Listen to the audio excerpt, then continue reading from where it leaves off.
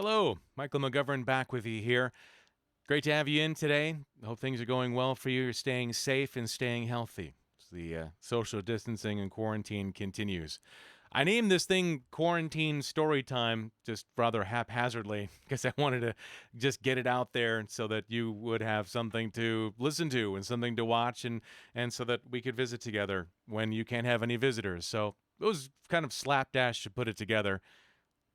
If I come up with something better, I guess I could rename it. But I don't know. It has a certain. It sounds depressingly fun. So I guess I'm just gonna go ahead and go with it. So we'll return to our story now of Vince Lombardi. Now, last we left off, he had just gone off to college. He was playing football.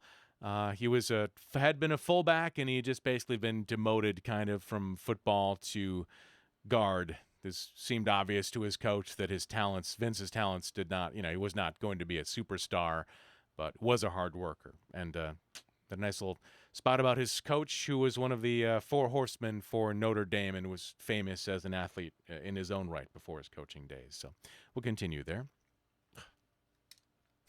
How is it that every single video I forget that I have to wear reading glasses? Because I want to forget. That's why, apparently. You did not have to be a big lug to play guard.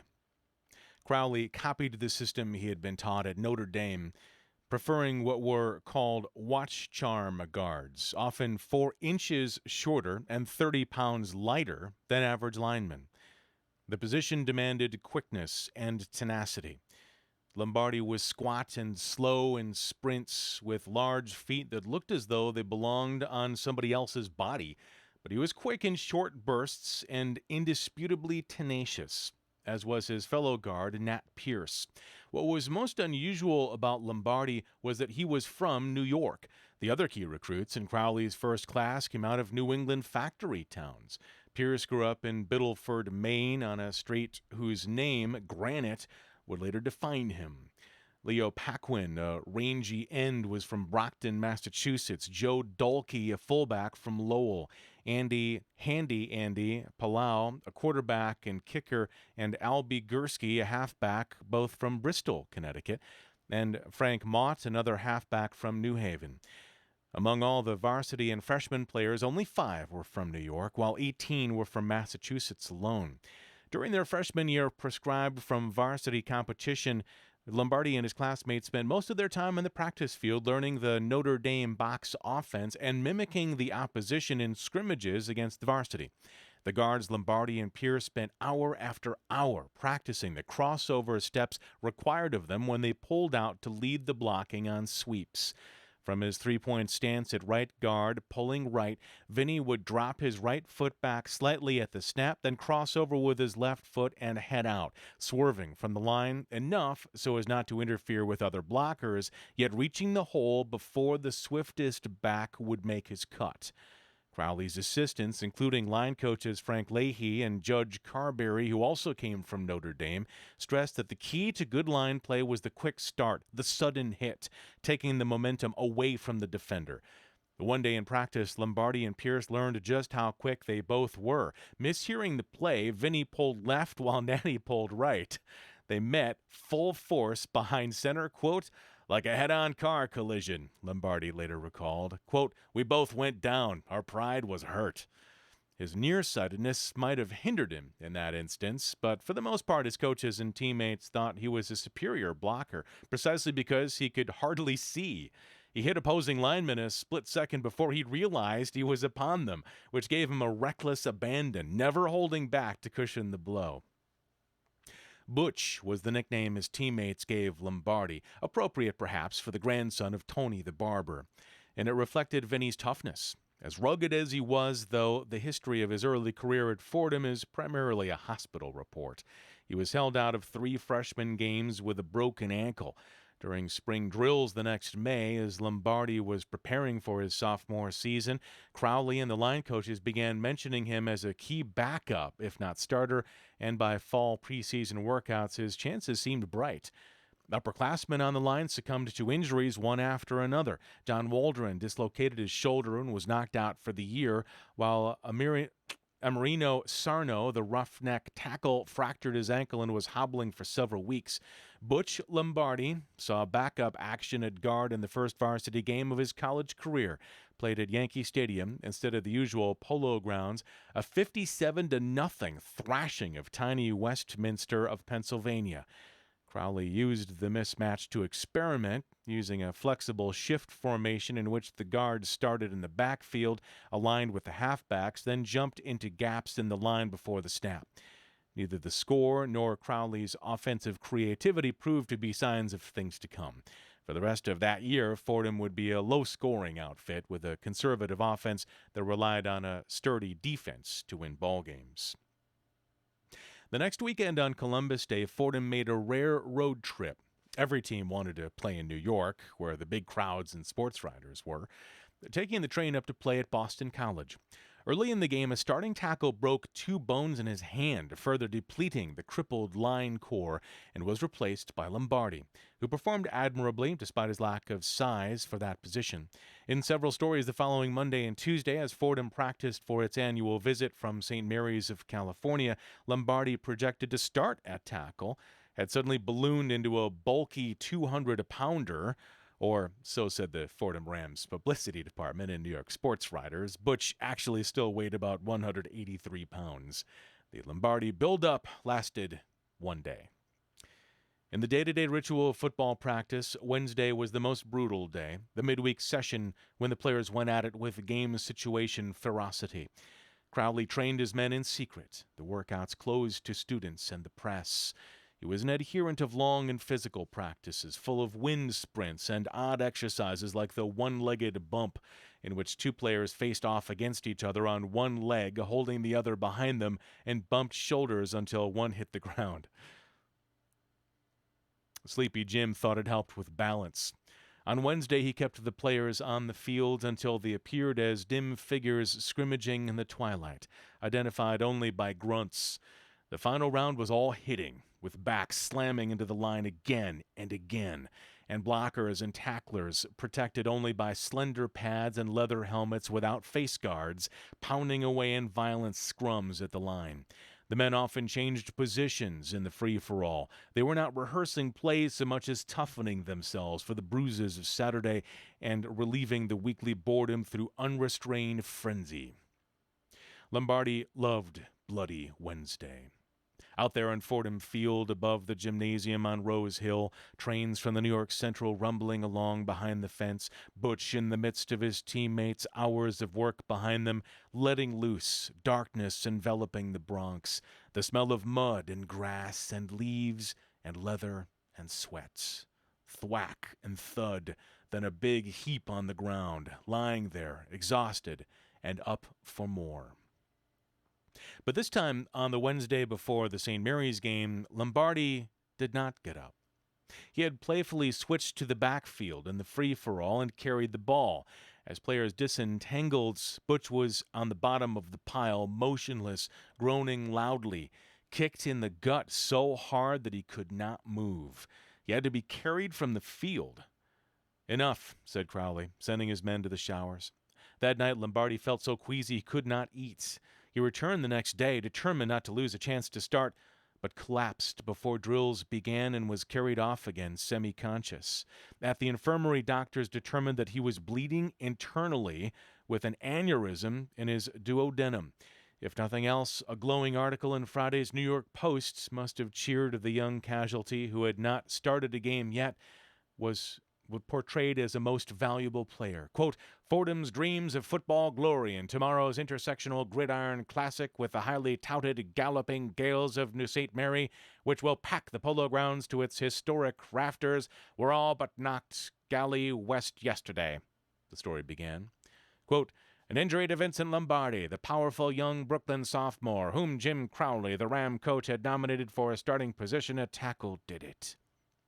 Lombardi was listed as a starting lineman in the game program, but in fact he was back in the campus infirmary when St. Mary's beat Fordham 14-9, consigned to a bedridden row of maimed football players that included 3 other linemen and the star halfback, Joe Maniaci. Lombardi was put on a diet of soft foods, ice cream, heavy cream, milk, bananas. The next week, students in his public speaking and religion classes gathered below the window of his infirmary room and shouted up songs and get well wishes. Gave them a little rah, rah, rah, classmate Edward J. Schmidline said. Inspired and still burning for his chance to play, Lombardi dragged himself out of the infirmary that Thursday and reported for practice, surprising Crowley and the Fordham beat writers who hailed the return of, quote, one of the cripples. That's nice. But Lombardi was so weak that he could play a little that week or the next. He was in and out of the lineup the rest of the year, which Fordham completed with a 5-3 record. The Rams lost to 3 intersectional foes, but won 2 important games near the end of the season, 13-12 over Major Bob Nayland's powerhouse Tennessee squad, and 39-13 against arch-rival NYU in the muck of Yankee Stadium on Thanksgiving Day. Most of the Fordham starting linemen graduated after that, opening the way for Lombardi and his cohorts to take over. I have a sip of water now. Again, as I've mentioned before, not an audiobook. It's just us hanging out, reading a little, chit-chatting. Try and save most of the chit-chat for after we're done with our readings, so got plenty of time today. It was not easy to meet women at Fordham, where even the cheerleaders were men. The Jesuits did not entirely discourage dating, but the only women on campus were a few elderly librarians and telephone operators. Joining an organization that traveled away from Rose Hill was the surest way to encounter women. The Fordham Glee Club was especially popular not just because of its musical tradition, but also its sex appeal. The male singers looked dashing in white ties and tails and performed at the nearby women's schools, including Mount St. Vincent's and the College of New Rochelle. Most campus social clubs sponsored dances, none bigger than the Spring Formal held by the Brooklyn Long Island Club. 400 Fordham men brought dates to the Hotel Pennsylvania's rooftop across 7th Avenue from Penn Station, where couples danced in tuxedos and gowns to the big band music of Woody Herman and Tommy Dorsey. Lombardi's experience with women had been extremely limited. He played spin the bottle as an adolescent with his cousins over at Grandma Izzo's, but during his years at Cathedral Prep as he trained for the priesthood, even that innocent game would be considered sinful material for his confessions. During his year at St. Francis Prep, he was allowed to date, but the girl he asked to the spring prom was his cousin, Dorothy Izzo. Finally, at Fordham, largely because of the gregarious attitude of Jim Lawler, his big, glad-handing roommate, Vinny entered a new world of romance. Lawler had a first cousin at Fordham named Arthur Planitz, whose 2 sisters, Marie and Marge, were then living with their mother in the Bronx in a first-floor apartment at 2564 Creston Avenue, a third of a mile up Fordham Road from campus. Marie had studied nursing at Roosevelt Hospital, but dropped out after getting sick. German Catholic on her father's side and Irish Catholic on her mother's, a Sheridan. She was tall, blonde, and blue-eyed, with a figure, recalled to several Fordham men, that elicited from them a familiar, ungrammatical locker-room exclamation, quote, "What a built!" Was that an expression? What a built? Back in the day, I'd not heard that one. I might have to work that into my vocabulary. With the approval of Marie and Marge, Lawler began bringing Vinny and other football players to the apartment, sometimes on Saturday nights after the team's banquet of Italian food at the Riviera restaurant on Kingsbridge Road, more often late on Sunday afternoons. Lawler, Lombardi, Leo Paquin, Andy Palau, and a half-dozen more pals sat munching on pretzels, drinking beer, and telling lies. Marie was quickly taken by Lombardi. Overwhelmed, she said later, by his maturity, his dark curly hair and brilliant smile. She became his girlfriend, his first and only. Soon after Marie and Vin met, Lawler accompanied them down to Fairhaven, the New Jersey shore town where the Planitz family came from and where they maintained a residence. As Marie told the story in later years, after a long day swimming and roaming the beach, she said goodbye to Lombardi, walked into the house, and announced to her father, quote, "I'm going to marry that man." Quote, "No, you're not, Rep," she replied, remembered her father answering sternly, quote, "He's Italian." Rep was Mortimer Planitz's pet name for his daughter, short for reptile. On the surface, Mortimer Planitz appeared to be a reserved figure, conservative and status conscious. He was a stockbroker who dressed in suit and bow tie every day, whether staying home to receive guests or heading to Wall Street to buy and sell on the New York Stock Exchange. He did not like the idea of his daughter dating the rough-looking son of an Italian butcher from Brooklyn. But Marie's father was in no position to dictate proper behavior to others. He had long been involved in an illicit intra-family romance that haunted his wife Mary and Marie herself for the rest of their lives. When Marie was entering high school at Red Bank, New Jersey Catholic High near Fair Haven, her father became seriously ill with blood poisoning when his cut foot was infected from the dye in dark socks.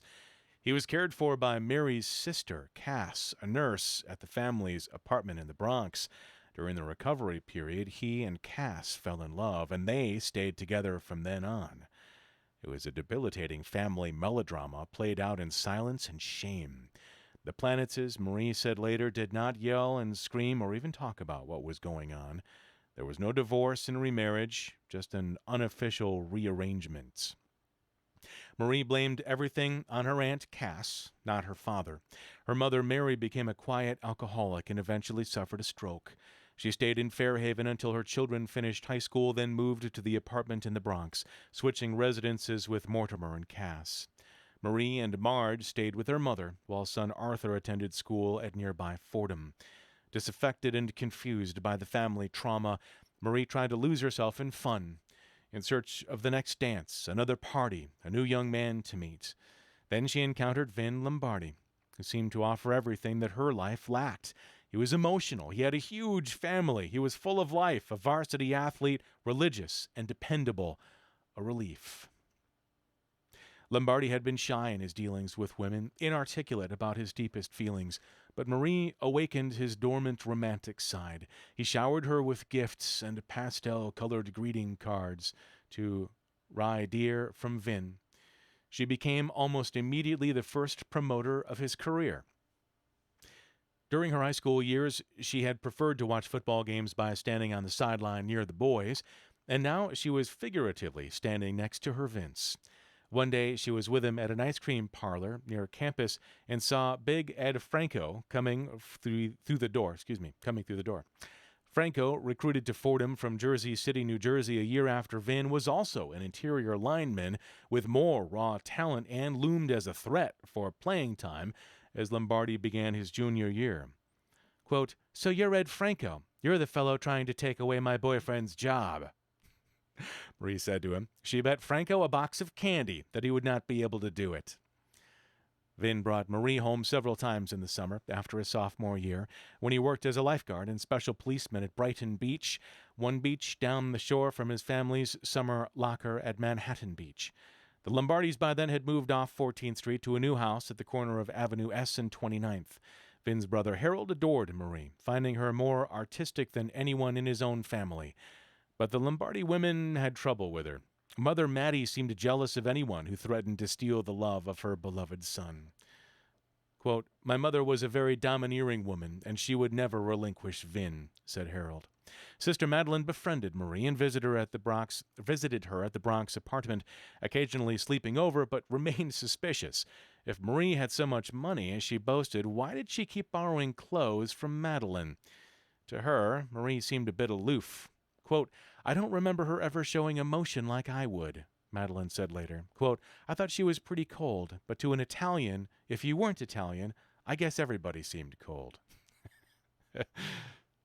The year 1935 in the Bronx. Lombardi told the Fordham publicist that his favorite actors were Leslie Howard, Anne Harding, and Helen Hayes.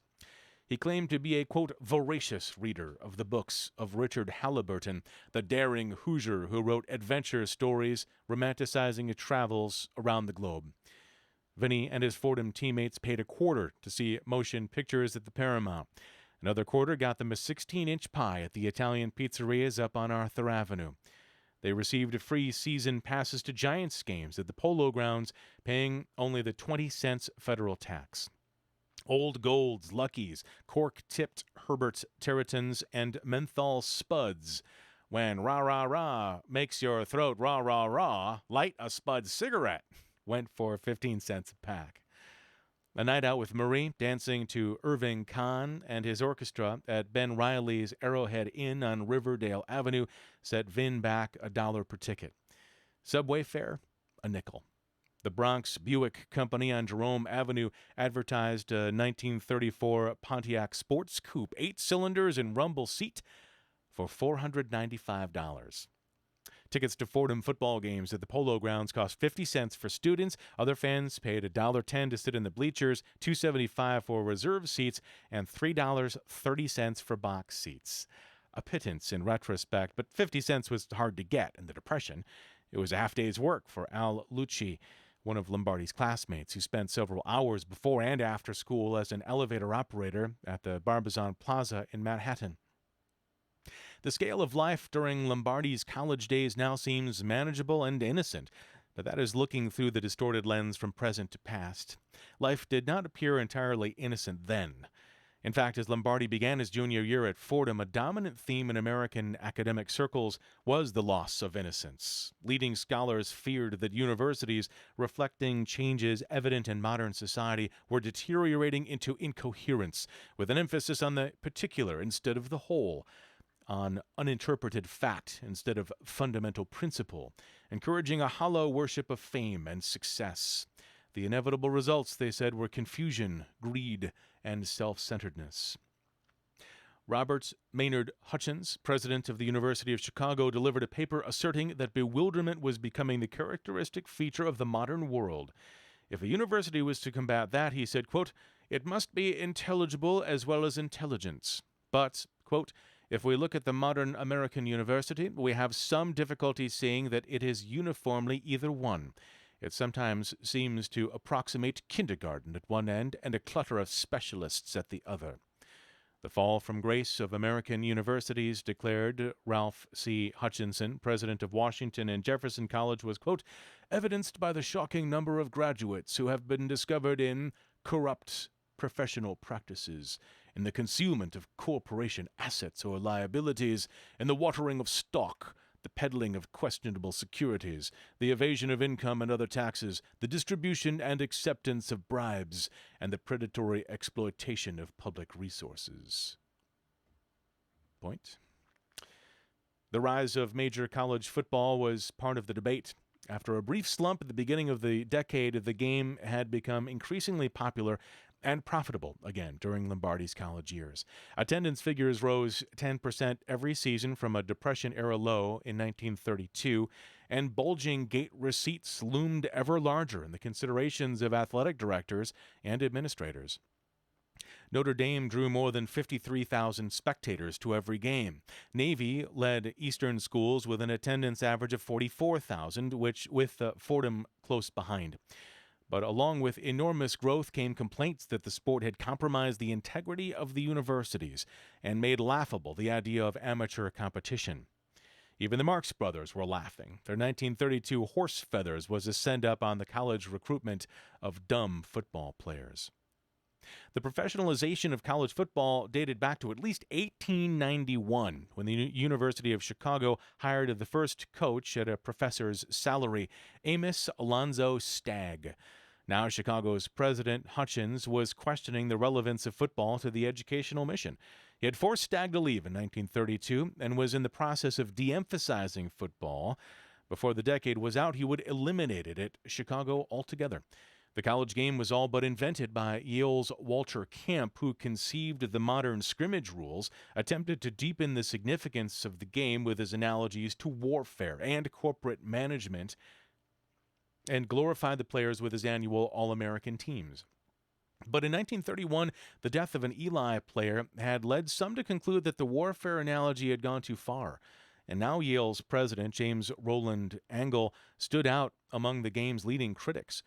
During the 1935 season, Angle lambasted the commercialization of collegiate athletics, saying that football had succumbed to a, quote, hired man policy. Quote, "College football has become in many instances big business. Today in college football, it is the crowd, the winners, the receipts that count above everything else in 70% of the institutions." Angle offered 3 alternatives. 1, seek endowments to make athletics independent of gate receipts. 2, allow athletics to carry on unaided by college, or 3, abandon college sports. His comments received major coverage. Most sports columnists ridiculed his preaching. Quote, a careful perusal of the Constitution fails to reveal that the makers of that document were greatly concerned with the possible advantages which might accrue to a youth weighing more than 150 pounds and lucky enough to kick a football more than 40 yards, end quote, wrote Hugh Bradley. Most editorial writers picked up the cause, however, as did other public officials. Governor Martin L. Davey of Ohio sarcastically called football, quote, the supreme purpose of higher education, and complained that Ohio State players were stashed on the state payroll. To recruit top players, the university and its boosters found no-show or easy jobs for 14 athletes in the state highway department, sales tax division, and motor vehicle department, or at the Capitol as legislative pages, elevator operators, or clerks. The Reverend Patrick J. Mahan, S.J., of Creighton University, said that big-time college football presented an inherent contradiction. Quote, I am convinced, and reasonably so, that no regular player is on a big team without being paid. He does not, out of his own pocket, pay for his tuition, fees, board, and lodging. Yet authorities of universities decry the subsidizing of athletics, said Mahan, concluding, quote, if you sit in at a crooked game, you must be crooked if you expect to win. End quote. I think that's where we're going to leave off here for today. A lot of that definitely resonates today with college, quote-unquote, amateur athletics. And, yeah, that story's not over. Those themes run very deep. Again, thanks for being with us today. Again, to our friends and neighbors in retirement homes across the Northwoods and beyond, we are thinking of you. And we cannot wait until this all is ended, when this is lifted, this social distancing is over, and we can pay visits to you. You are in our hearts. For other folks listening as well and watching, be well. Again, my family's same. It's all the same, all the way across the Northwoods and across the country. Folks at home going a little stir crazy. And, and this is week 1. Yeah, we're going to make it. We're going to make it. We just have to get creative, which is, kind of what we're here for.